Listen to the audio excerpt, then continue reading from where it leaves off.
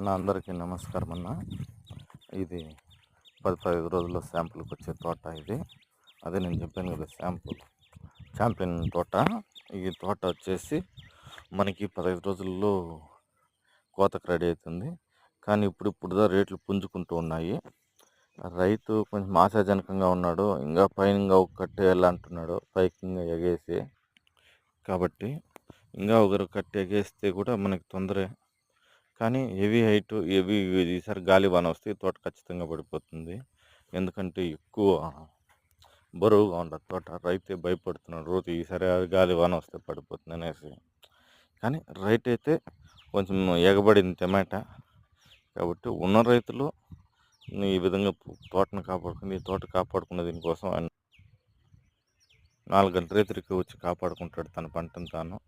ఆ విధంగా కాపాడుకుంటే మనకు ఖచ్చితంగా రేట్ అయితే వస్తుంది.